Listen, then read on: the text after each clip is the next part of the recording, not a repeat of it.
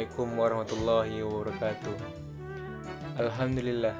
Alhamdulillahillazi an'amana bi ni'matil iman wal islam. Wa nusalli wa nusallimu ala khairil anam sayyidina Muhammadin wa ala alihi wa sahbihi rasulillahi ajma'in. Amma ba'du.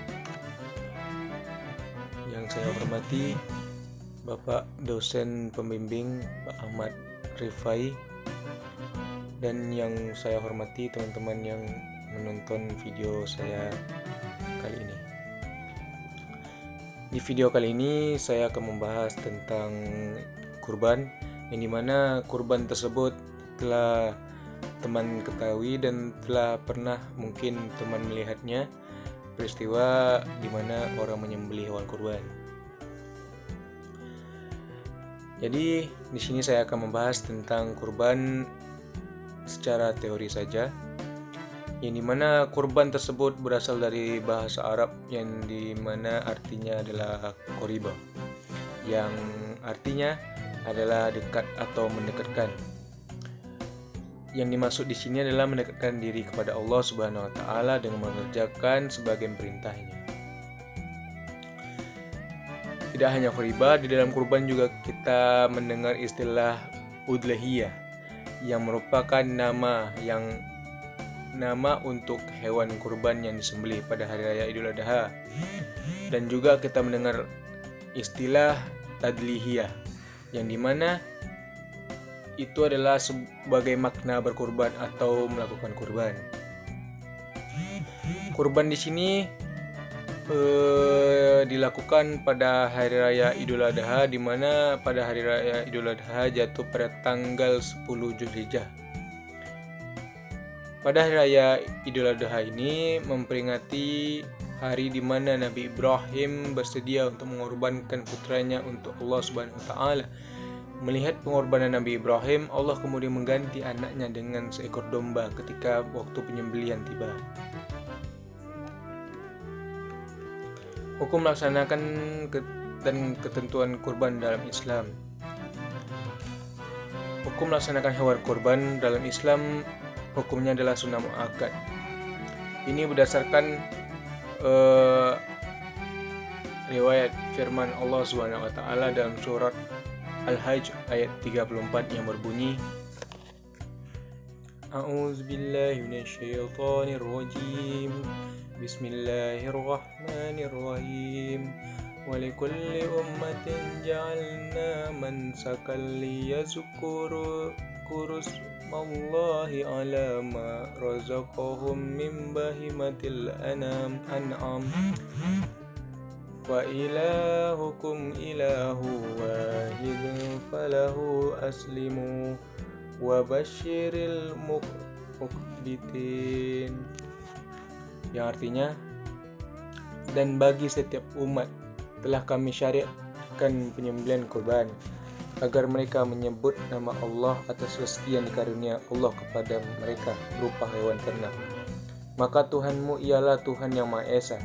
Karena itu berserah dirilah kamu kepadanya dan sampaikanlah Muhammad kabar gembira kepada orang-orang yang tunduk patuh kepada Allah Subhanahu wa taala.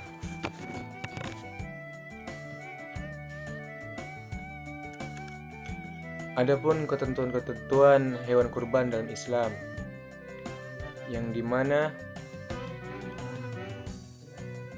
syarat sahnya hewan untuk digunakan dalam kurban yang pertama yaitu domba yang digunakan untuk berkurban harus berumur lebih atau sama dengan usia 1 tahun sempurna dan memasuki tahun yang kedua. Jika kambing itu dinyatakan sah apabila sudah berumur 2 tahun sempurna dan memasuki tahun yang ketiga. Jika sapi untuk berkurban sah ketika sudah berumur 2 tahun sempurna dan memasuki tahun yang ketiga. Adapun penyebab hewan kurban tidak sah antara lain, yang pertama, hewan yang salah satu matanya buta atau cacat. Jika kalau misalnya hewan buta atau cacat, maka itu tidak bisa kita gunakan sebagai hewan kurban. Yang kedua adalah binatang pincang pada salah satu kakinya. Dan yang ketiga, hewan yang sakit dan sangat kurus. Hewan yang keempat, binatang yang terputus sebagian atau seluruh telinganya, serta sebagian atau seluruh ekornya. Siapa-siapa saja yang berhak menerima hewan kurban? Yang pertama adalah orang yang berkurban dan keluarganya. Yang melaksanakan kurban beserta keluarganya dianjurkan memakan sebagian daging hewan kurban. Tersebut dalam hadis riwayat Imam Al-Baihaqi yang menjelaskan bahwa Rasulullah SAW tidak makan apapun ketika Idul Adha hingga kembali ke rumah. Saat di rumah beliau memakan hati dari hewan kurban. Yang kedua adalah kerabat. Teman atau tetangga sekitar berhak menerima hewan kurban. Sebagian daging hewan kurban diperbolehkan untuk diberikan kepada mereka meskipun mereka kaya. Dan yang ketiga adalah fakir dan miskin. Memberikan daging hewan kurban ketika orang fakir dan miskin adalah wajib. Allah Subhanahu wa Ta'ala memerintahkan umatnya untuk memberikan makanan pada saudara-saudara kita yang membutuhkan, termasuk sebagian daging hewan kurban. Adapun keutamaan ibadah kurban dalam Islam, yang pertama adalah meneladani Nabi Ibrahim dan Ismail. Seperti yang kita tahu, jika kita sedang belajar kurban, kita pasti akan diceritakan kisah Nabi Ibrahim dan Nabi Ismail, di mana seorang ayah yang patuh dan seorang ayah dan anak yang patuh kepada Allah Subhanahu wa Ta'ala dan harus menjalankan apapun perintah Allah Subhanahu wa Ta'ala tanpa kena rasa takut. Kedua, mendapatkan pahala dan ridho dari Allah Subhanahu wa Ta'ala. Jika kita patuh dan taat akan apa yang Allah suruh, pasti kita akan mendapatkan pahala dan ridho dari Allah Subhanahu wa Ta'ala.